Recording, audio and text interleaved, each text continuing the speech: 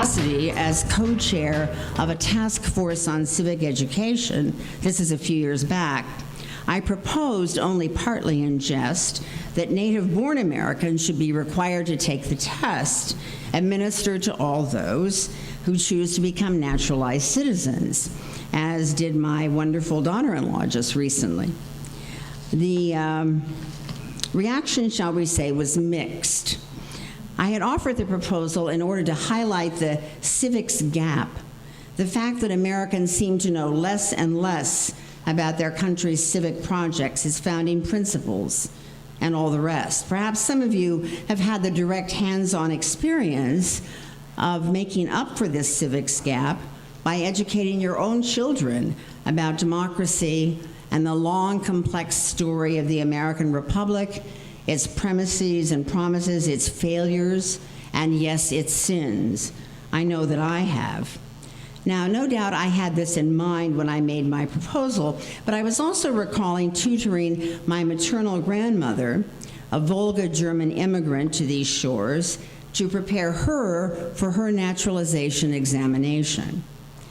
Busy from dawn to dusk and beyond with children and work on the small farm she and my grandfather had acquired by dint of relentless work and a no-frills way of life, to put it mildly, she had not gone through the routine required for citizenship. Having decided that she wanted to become a citizen before she died, my grandmother, who was never comfortable at the steering wheel, drove herself to the Weld County, Colorado courthouse to acquire a booklet to help her prepare for her naturalization examination. And as I wrote these words, I could see her in my mind's eye sitting opposite me at her kitchen table, her busy hands in constant motion, wiping imaginary crumbs from the table. Crumbs never had a chance around my grandmother. And I queried, "Grandma, what is the basic law of the land?" "The Constitution, yeah," she responded in her accented voice. And I responded, "Yes, Grandma, the Constitution," and so we continued.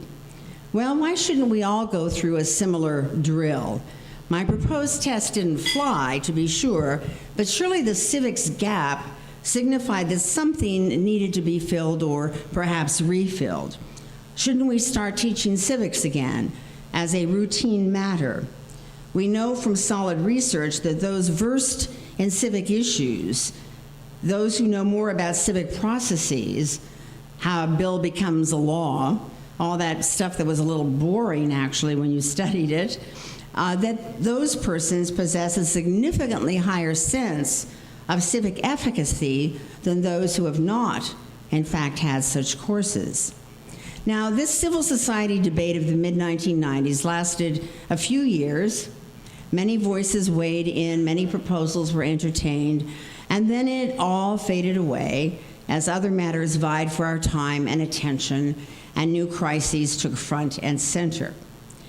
Democracy on trial's most exigent concerns, as I had voiced them, receded into the background as the civil society debate lost steam with very little resolved, leaving behind a lingering sense that all was not well with us, despite the economic boom that, as it turns out, empty prosperity of the dot-com bubble of the Clinton years.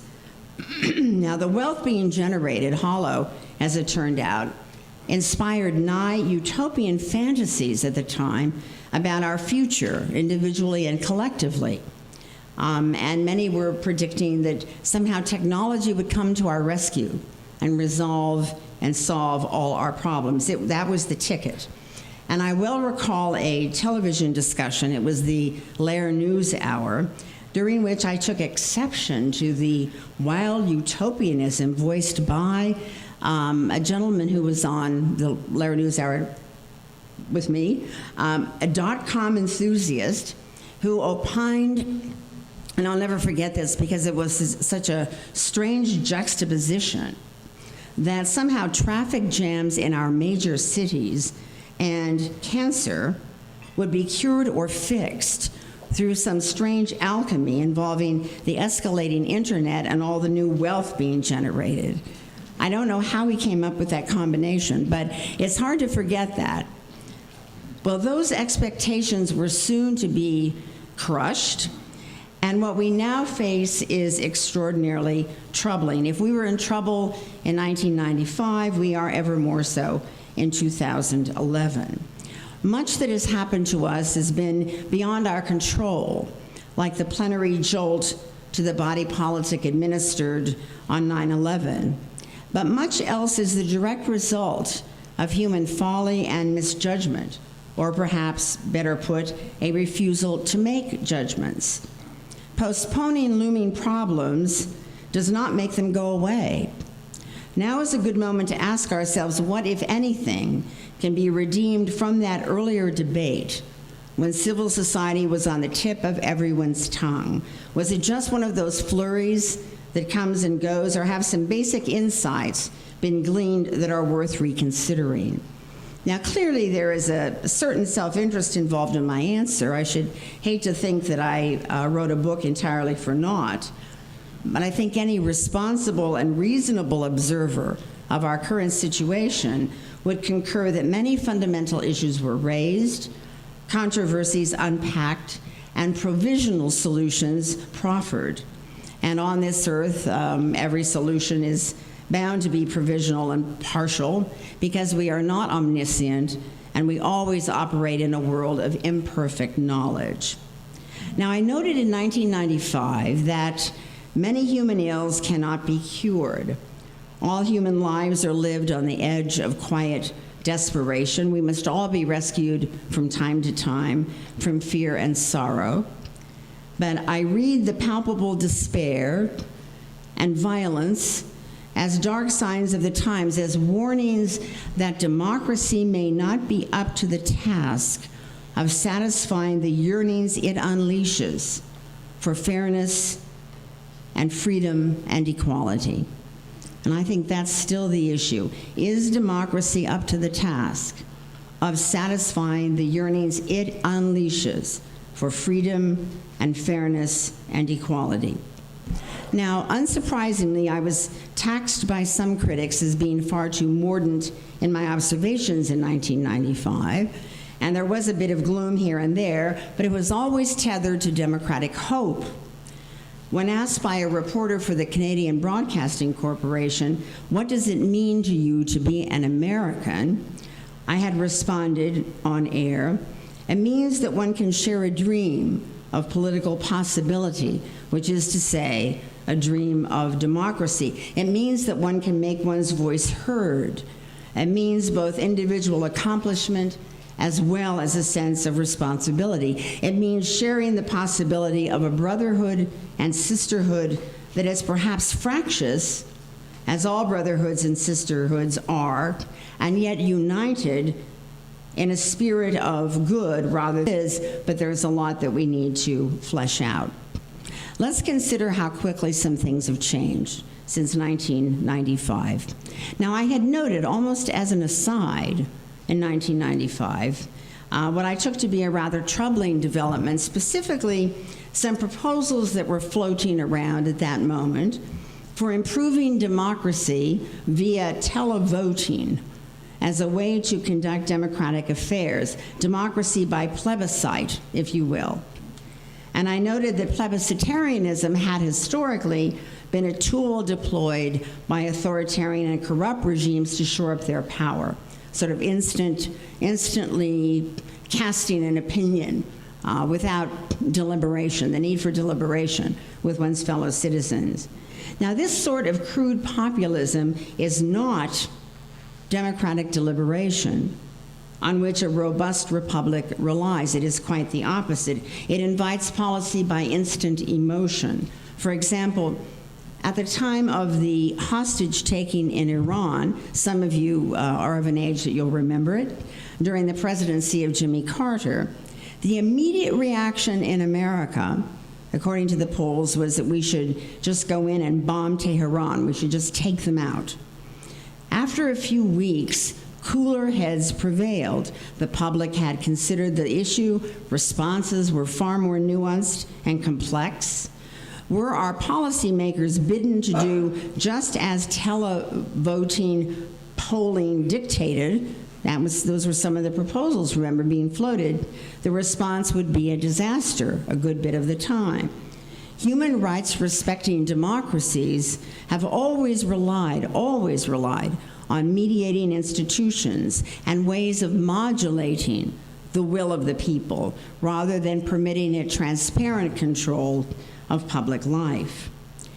Being asked to give your opinion, to register it instantly, may at first seem democratic, but the individual in this formulation is the private person enclosed within himself or herself rather than the public citizen.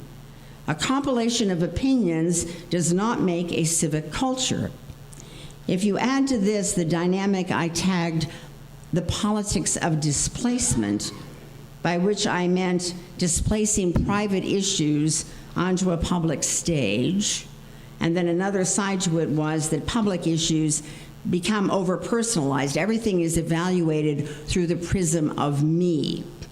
So the complete collapse of a distinction between public and private has been anathema to constitutional Democrats who hold that the difference between public and private identities and commitments are of vital importance. Why is that? Well, because historically, it has been the anti-democrats who have demanded unified, overweening loyalty of a singular sort to a monarchy or a regime or a state, unclouded by other commitments and loyalties and values. For the architects of the terror during the French Revolution, for example, one's loyalty to the revolution had to be unifocal, beginning with the heart.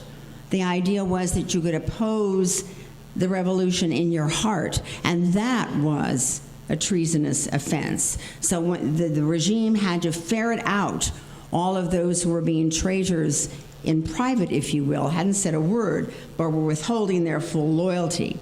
So it followed that those in power had to track down anyone who held any reservation about the course things were moving in their hearts, in their minds, and eliminate them. So that's an extreme version of a public-private collapse, if you will, as is 20th century totalitarianism.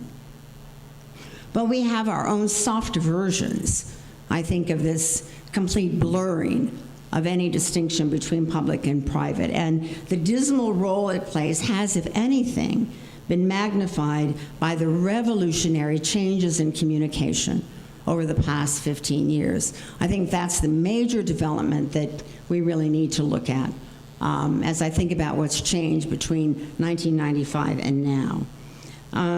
Our lives are simply suffused with these new media, penetrated by them. That means that there are days when 1995 seems a very, very long time ago indeed. The social network was just a blip on the screen, if you will. It had yet to explode. Some of us were only beginning to adjust to this thing called email.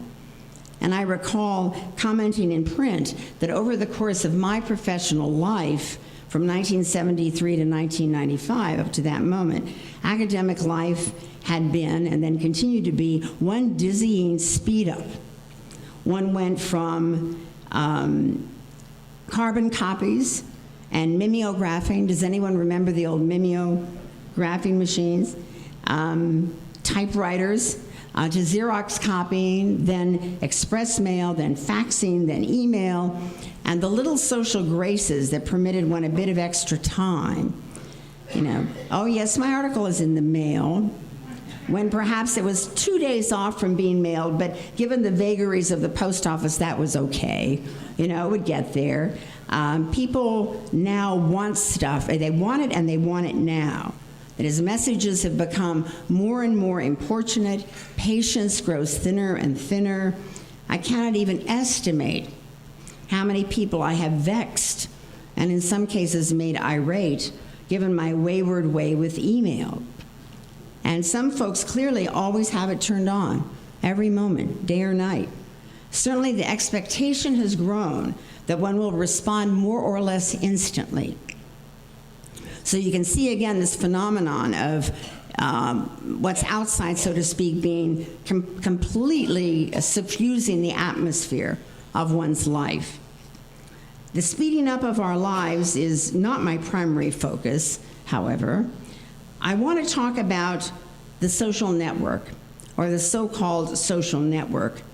Is it social, or is it faux social? And at its heart, really a privatizing phenomenon, masquerading as something outgoing that registers, taps, and extends our sociality. I'm going to opt for the latter, knowing as I do that I will be in hot water immediately, given how many millions of people are deeply vested in the new social media. There have been some studies, of course, indicating that the more hours one spends online, the fewer hours one spends interacting with real, live human beings. And that's not at all surprising, is it? There have also been studies showing the ways in which the new social media are enormously distracting. And you've no doubt seen it. Two people at lunch, both staring at their cell phones or iPads or something. People are not communicating. They're messaging to people somewhere else. The social network is all too easily community on the cheap. It taps our desire and our need to be in touch with others, and this way one can be in touch without touching. It registers our need for friends, and one could have many friends, absent any of the depth, tone, texture, tensions, and responsibilities of real friendship. Now, I know that these will be taken as the grumpy rumblings of a Luddite, for that is the way we avoid having the sort of public conversation we should have about these matters.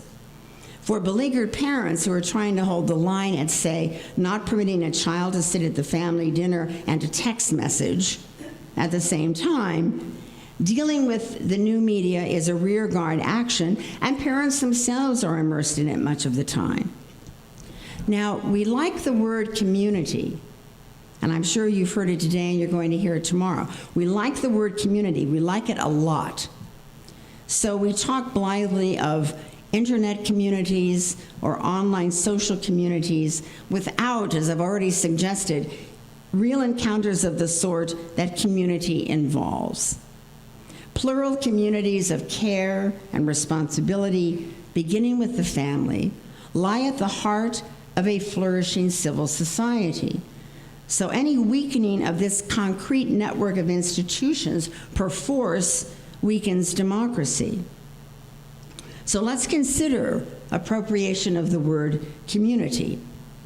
Community derives from the Latin communis, from which communion, communicate, even the reigning image of the person in Christian anthropology, theological anthropology, as one born in communio. You're not an isolate. You're born into a social relationship. All those terms and ideas usher from this notion. Community is grounded, it's tactile, it's relational, it's fleshly, or at least it must begin in this concrete way, and in principle be open to such instantiation, to such embodiment, if you will. It implicates us in a world of others who bind us to them, as well as to a time and a place. Now, by contrast to the concrete, nitty-gritty nature of real community, think of so-called cyber community and that reality called virtual. Let me submit to you that this is a form of Gnosticism, if you will, that is parasitic upon the concrete realities that thoroughgoing cyberites disdain. Writes critic Mark Sluka, already we are told technological prostheses have begun to liberate us from the limitations of the human body. The possibilities are endless. Within the span of our children's lifetimes, we are assured it will be possible to link up the human nervous system into RAM, effectively preserving it in some artificial state. This is called immortalization, by the way, by the transhumanists. Within the foreseeable future, the dividing line between nature and technology, a false dichotomy, we are told, would be erased. Genetic engineering in general and the Human Genome Project in particular have already blurred the line forever. That's the end of the quote from Mr. Sluka. So the scenario runs like this: divorced from our bodies, all boundaries between self and other, male, female, anything, everything disappears. We can be anyone we want. We can go anywhere we want. We can do anything we want. Reality loses all meaning. And so does community when it takes place in cyberspace and involves no concrete living relationship of human beings one to the other, or the possibility of such relationships. Disdain for the limitations of the natural world, including our own mortality, skyrockets. If we embrace this distension with its obliteration of any concrete reference points, we have an image of relativistic ephemera. All that is solid melts into air, and we take the air for the thing itself. So this is a form, I submit, of techno-Gnosticism. It is all spirit and intellection. Bodies matter not. Yet there is a desire to appropriate concrete words to characterize something that is in fact entirely abstract, to take these words away and redefine them, losing the concrete reference points along the way. And all of this is part of a modern project, a wider project, called modern excarnation. This is what the philosopher Charles Taylor calls it, disembodiment. I've been to a couple of conferences where the transhumanists did their thing and had all these imaginings of, one of them was that there was this thing that you could somehow install in your back, I think it was, and you could process, you could do what trees do with chlorophyll, and somehow the upshot was you could stop eating and somehow gain nourishment this way, and that would enhance the level of energy available to you because you wouldn't be expending useless energy processing food and so forth. So you have all these proposals, proposed quite seriously, by the way, for turning the human body into, one sort of prosthetic device after another added to it, so it's a mixture of human and machine and so forth, and you add genetic engineering into that so that you get more perfect specimens to start with. And all of this was talked about with great seriousness as scenarios that would be realizable, some of them within our lifetime. I also noticed something interesting about the cohort of people involved in this growing movement. They were all white. They were men for the most part, in their 30s. And I thought that was interesting as well, because it seems to me that much of this, it fits my thesis, is a flight from embodiment. It's also a flight from the feminine, because that reminds us of the fact that we are born of human flesh, that we are of this earth in some way. Now, and I will, by the way, fit all this into how we talk to one another. It's coming, trust me. Let me be very clear. The social network taps into something deeply human and enduring, perjuring about our natures, but it is a flawed instrument that can all too readily give one a kind of simulation of the real thing only. So small wonder we can never be satisfied. We have 200 friends, well, we want 400. We have, there's 6 chat rooms we visit, well, let's make it 12. We lose the habit of really engaging other people. We can't become habituated to that abstract form of glancing engagement that we enjoy through the chat room. I've talked now to 3 deans of students at different colleges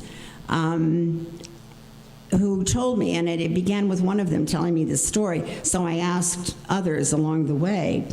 And the story I heard was that students who were coming to his college for interviews had a very hard time sort of looking at him and articulating what it was they presumably wanted to say.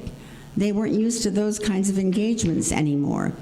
They were used to the text messaging and the funny kind of shorthand, and had a hard time sort of dealing with this face-to-face engagement. So I asked others if they had had similar experiences, and they told me yes. And at that point, I recalled one of the last pronouncements that my friend, the late historian Christopher Lasch, proffered to me concerning the fate of America. And his worry was that we had lost a culture of democratic argument.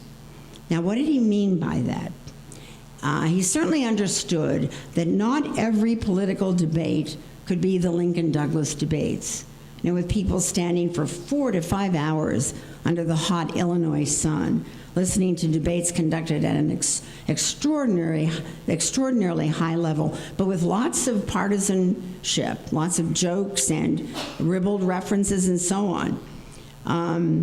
But surely it isn't too much to expect and to hope that a few debates might rise above the sensationalistic or the humdrum or the getting one's message out sort.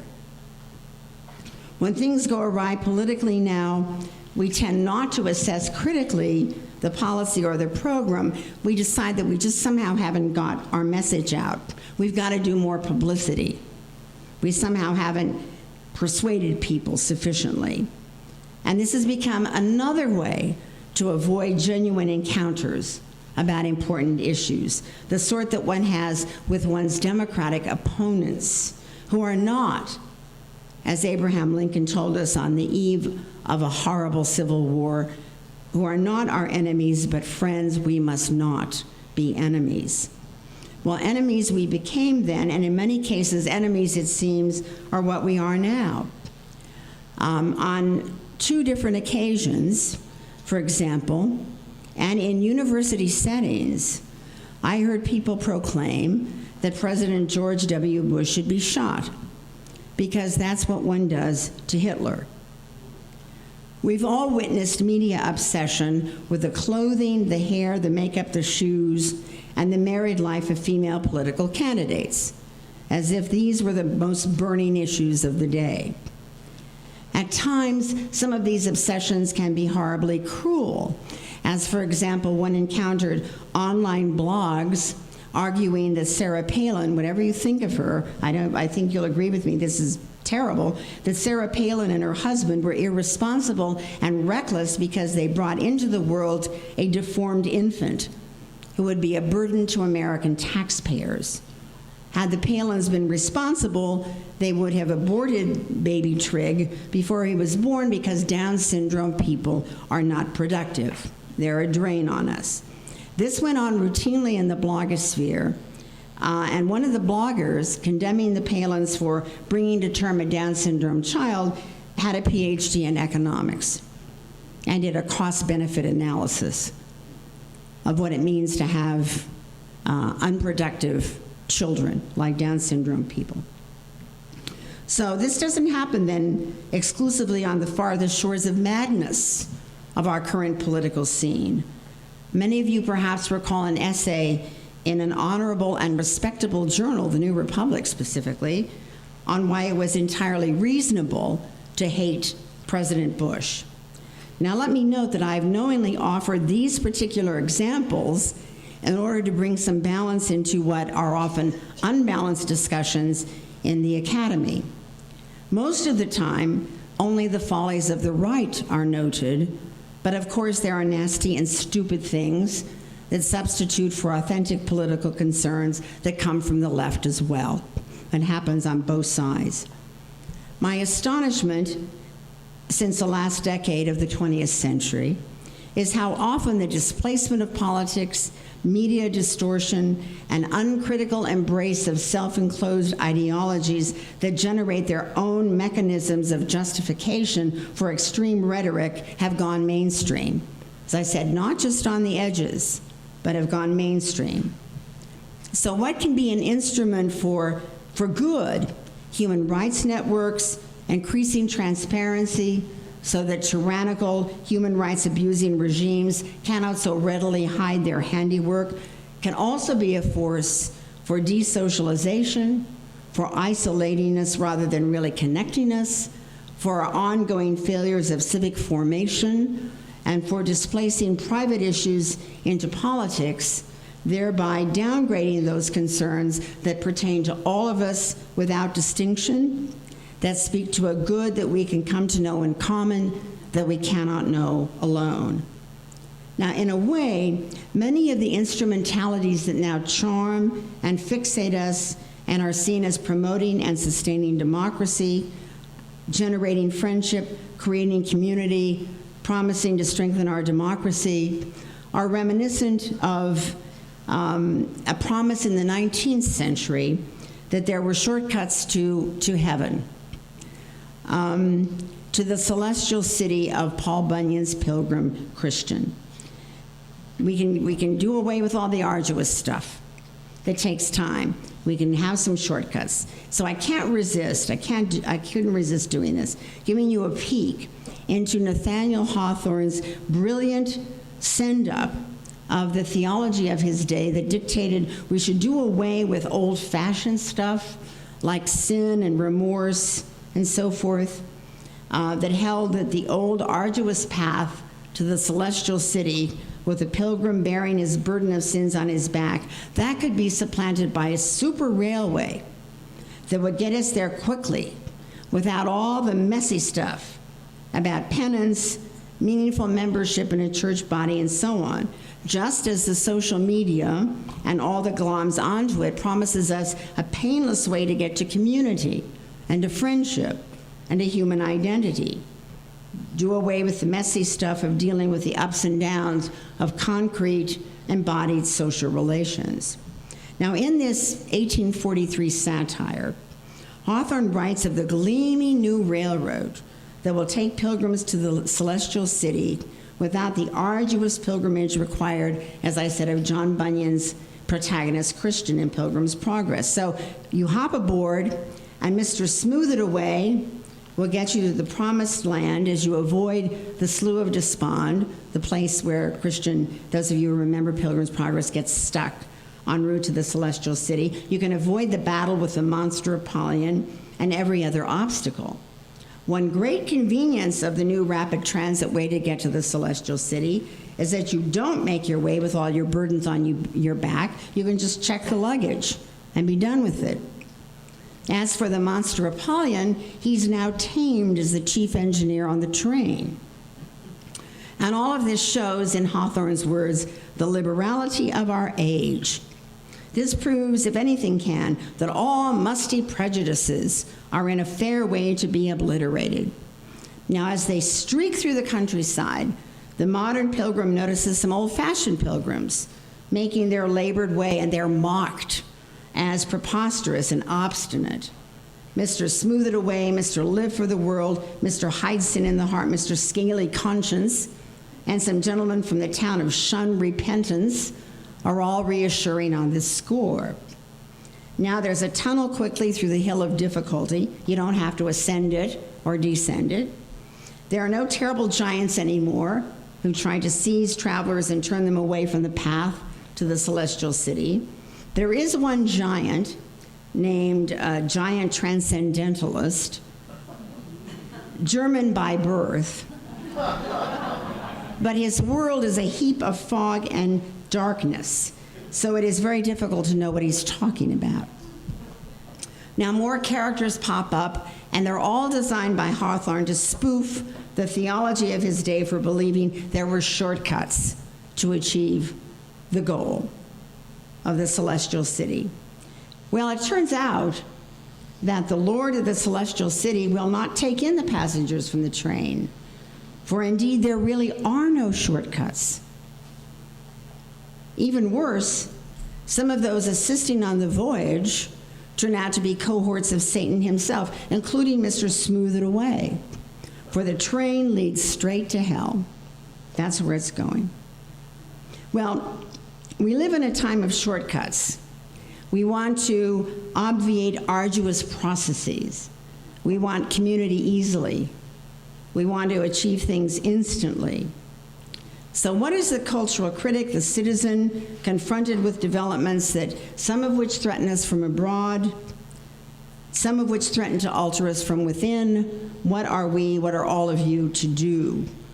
Now the tone and texture, and you've heard this already today, of much contemporary criticism has become more coarse and more vulgar. It's hard to know where to draw the line. One of the previous panels talked about this.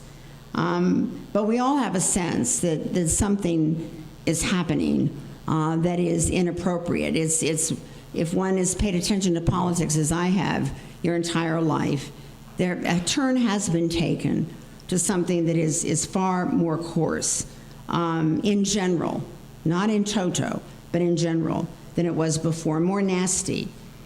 And this over the past few decades. Criticism partakes of some of the worst features of the culture, rather than calling up the better angels of our nature. So we must walk a line between drawing attention to dire problems, some of which cut to the very heart of who we are as a people and what kind of place we live in, all right? Walk a line between that and complete cynicism. We must walk a line between embracing all sorts of alleged cure-alls to our woes that only generate more problems and solve nothing at all. We must walk a line between facile optimism and gloomy pessimism. Now, I know that American politics has always been a blood sport on some level, but it's getting awfully ugly out there, in part because we scrutinize every candidate's life and history in every respect, every aspect, respecting no boundaries of decency or privacy in the process. We drive many good people away from public service because they want to put neither themselves nor their families through the ugly and demeaning hazing that is now de rigueur. In the process, we depoliticize politics and over-politicize intimate life. So there really is no haven in a heartless world. Every haven has been invaded and pervaded by the logics of our techno-cyber consumerist culture. And you almost have to be a hero of sorts to stand against it.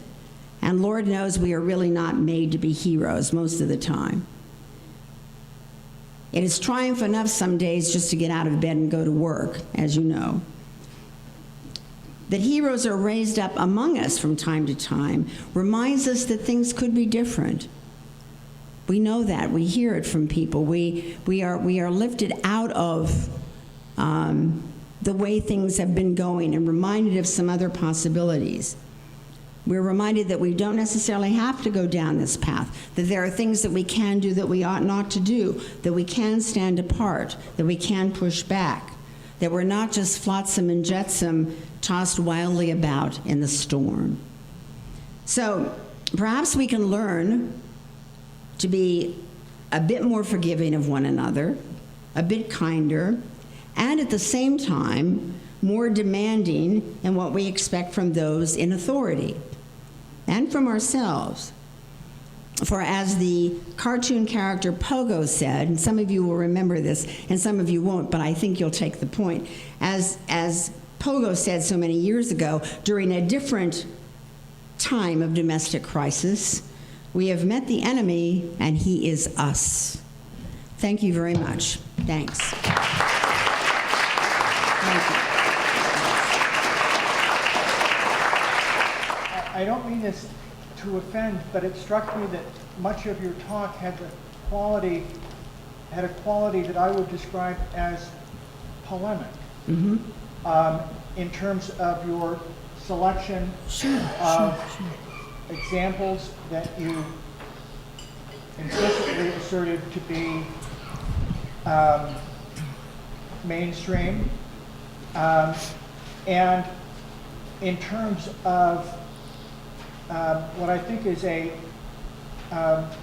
perhaps understandable, but nonetheless extremely simplified understanding of technology. Now, I was not I may be, half a step ahead of you in terms of the technology. But I have, in the last year, begun having face-to-face conversations with my daughter in London every week. And granted, I can't touch her. But there is something enormously important that is gained. Now, I'm not, we're not dressed as avatars, and I don't know what the proportion of avatars is to families who keep in touch with one another through these technologies. But I find the ability to pick up an iPhone and talk to her face-to-face, or talk to friends on the West Coast face-to-face, to be an enormous advance. And I would imagine that there would be a certain number of kids in very small towns who would be greatly served by exposure to a larger community. And then, of course, you do have to remember that you're in Iowa, and we do a lot of face-to-face. So you want me to comment on that? On what you just said? Sure. Well, first of all, I'm not offended by your suggestion about polemic. I mean, this was intended to be a civic sermon of a certain sort, and I think that there's absolutely no reason for us to be afraid of polemics. The question is, are they good polemics or bad polemics? I mean, do they give us something to mull over, to think about? Do they challenge us? Do they offer ways that perhaps we hadn't quite thought of to sort through certain issues? So I think that's just fine. That's always been a feature of democratic life, and again, it's an issue of is it done well or is it done poorly? Is it done primarily to try to destroy someone or something, or is it done in a way that calls upon us to reflect? So I'm not offended at all by that term. On the simplified understanding of technology, I don't think it's so much a simplified understanding of technology. I think what you're objecting to is that I didn't sufficiently emphasize some of the benefits that can be derived from the possibility of communication across distances. And I think it would have been fair to have done so. Well, the thing is, did you hear what he said? He said, I think it would have been fair to have done so. We hear that all the time. I mean, part of my job, I think, is to stress some things that are often not stressed and not talked about. And we hear glowing tales of the benefits all the time. So I think it's important to offer certain counterpoints. I would also remind us that the benefit that you describe, and I don't deny it at all, that you can Skype and talk to your daughter in London every week, would remind us that those remain still benefits of the privileged. This is not technology that is shared by everyone, and we know we have pretty good data on that. So the question is, how is this new technology going to deepen some of the divisions that already exist in our society between the relatively well-to-do and those who are poor, between the well-educated and those who are not? And I think it's a mixed picture at this point, but I would just remind us that these do remain benefits that are not universally and evenly distributed. That said, I think it's well and good to have those kinds of contacts, but once we get beyond the level of talking to family members in that way, or perhaps doing something that happened just yesterday at the University of Chicago, where one of my colleagues who's in Germany for the term Skyped in to participate in a PhD oral examination. Once you get beyond that, we know that you can't really do a political event in that way. You can't really do the kind of deliberative exercises required for really mulling over an issue in a group setting using that medium or using those media. So I think it's important to note the limits and also to observe, and this is a worry, a kind of desocialization, I'm going to call it, of so many young people who spend so many hours by themselves with these instrumentalities that it seems to do two things. One is that it makes it more difficult for them to really know how to engage people. They get less and less practice doing it. The other is that it seems to cut into other possibilities, including reading. There's some studies ongoing about this, and I don't want to make any pronouncement because I'm not sure. But these are some issues that people have talked about that are a bit worrying. It's very easy to get lost, as you know, in the internet. I have one grandson who is in this particular game program. I forget the name of it, and it's quite creative in many ways, where you build these structures and you create sort of spaces to have gardens and figure out how the sun comes in and how to irrigate and so on and so forth. And he would sit in this room and starve, I think, unless you went in and pulled him out once in a while to say, Christopher, you got to eat something. He was, I think, 6 hours on this last weekend. Someone thought he was doing something else. Someone thought he was doing it and said, where is Christopher? Oh, he's been in there since this morning. So you really have to monitor this. It's quite hypnotic. We do have a secular state. That is, we don't have a theocracy. We don't have a fusion of religious and political authority into one structure and one office, like the Ayatollahs in Iran, for example. But we have never had a thoroughly secularized civil society, ever. Tocqueville, in his classic Democracy in America, toured America in the Jacksonian era, wrote up his findings, and one of the things that he learned was how vital and important America's religious communities were to the functioning of democratic civil society. And that was something new to him. He hadn't seen that before. We have some very, very good studies of the role that religion continues to play in American civil society. And the most important of these is a book just out. It's already acquired the status of a classic by the very distinguished political scientist Robert Putnam and his co-author David Campbell, called American Grace, How Religion Unites and Divides Us. And it turns out that religion really unites us rather than doing anything else.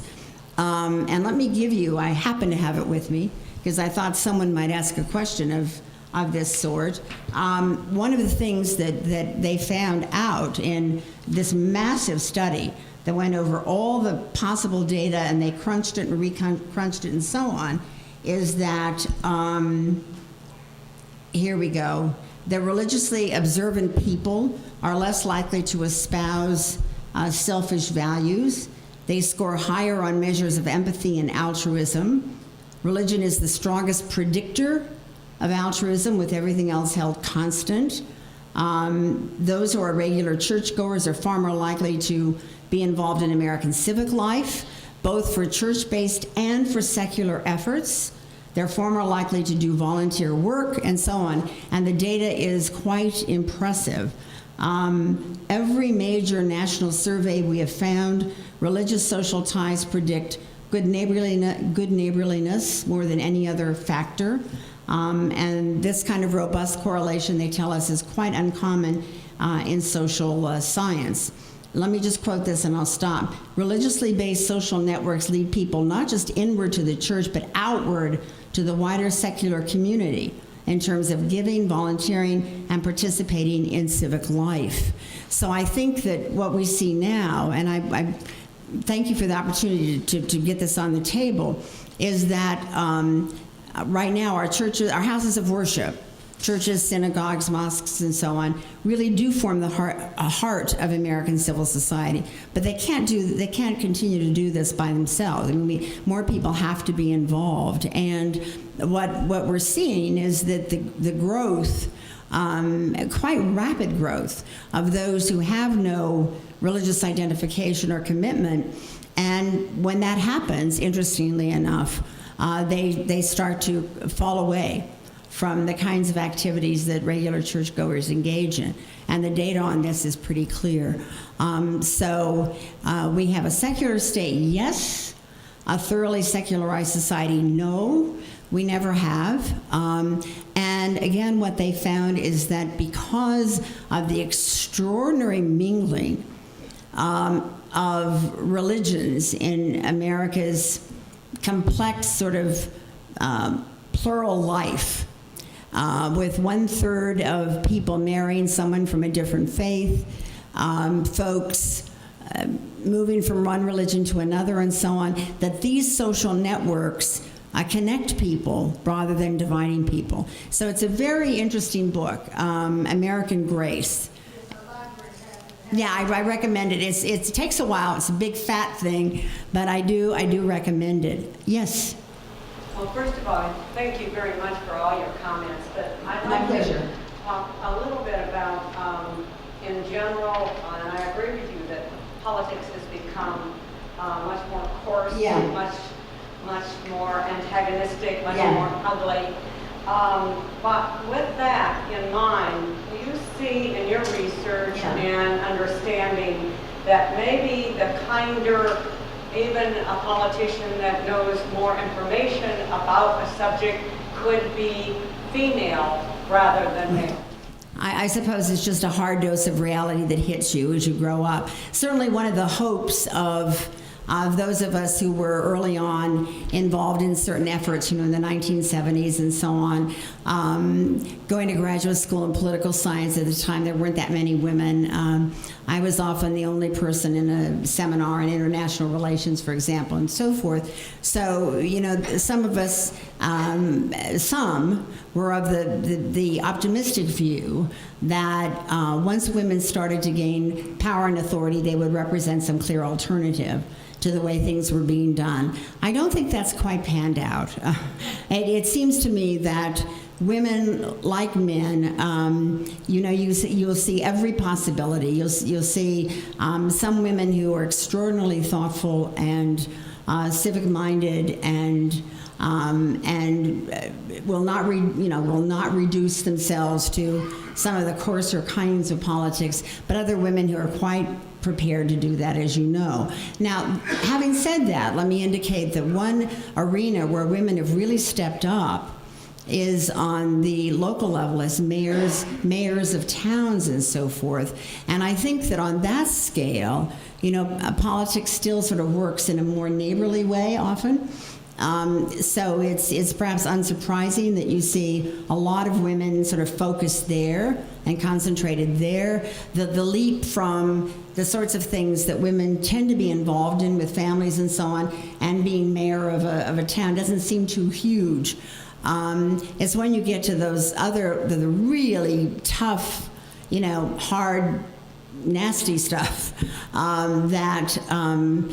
it's you either on some level play the game or you don't. And I think that it's a rare person who can do politics effectively and yet not be so swallowed up by it that they are tempted to again move to the lowest common denominator if it will benefit them.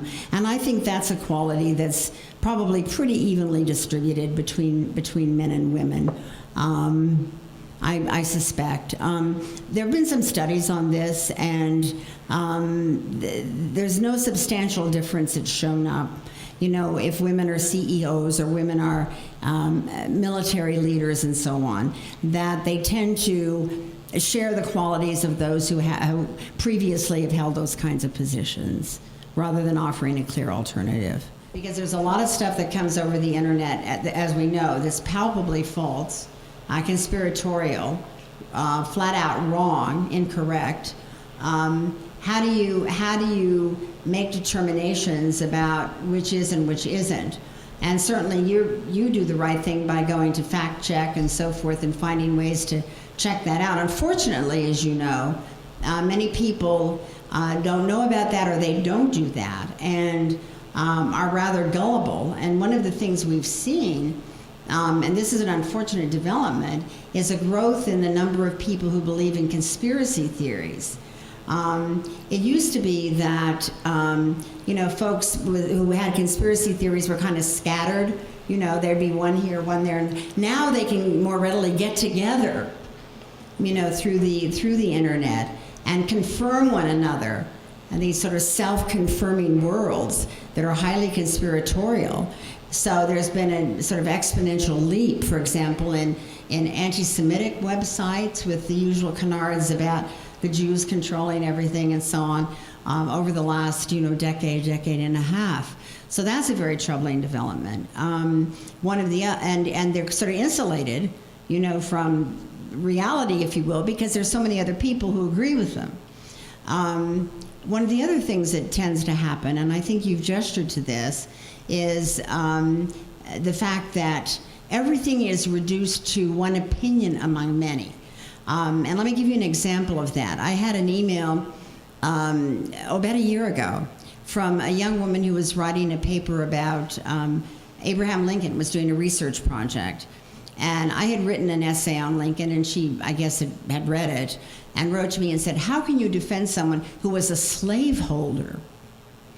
And I wrote back and said, "That's the most extraordinary thing I've ever heard. Lincoln was never a slaveholder. He came from a family of dirt poor farmers, barely hanging in there by their fingernails, anti-slavery, so on and so forth." And I gave her lots of suggestions of who to go to read about this and so on and so forth. That Lincoln was appalled by slavery when he first saw it in action. And her response, I sent this off to her, she responded to me by saying, "Thank you, Professor Elshtain, for your opinion." So, you have the opinion that he was a slaveholder and the opinion that he wasn't, and it's all kind of the same thing, and you can just pick. So, this is a perennial problem in in epistemology, if you will. How do we know what we know? But I think it's been deepened by this sort of relativizing of every perspective, and there's a temptation, if it's there, to sort of believe it. It must be right somehow. This has come up with Wikipedia, where people have found so many errors and misstatements and so on. I think it's getting a little better, actually, because more control is now being exerted over what goes on. But that's a very problematic thing. That we need to give young people the tools, the critical acumen, so that they know how to sort out, weigh it and sort out the better and the worse, sort out the claims to knowledge from the stuff that is just simply made up out of whole cloth. And that's a very challenging thing to do in an era of completely unmediated, information, if you will, and opinion. Anyone else? I'm happy to take some more questions. I don't know. They'll come in with a burlesque hook and grab me in a minute, I'm sure. But well, thank you all very much. Appreciate it.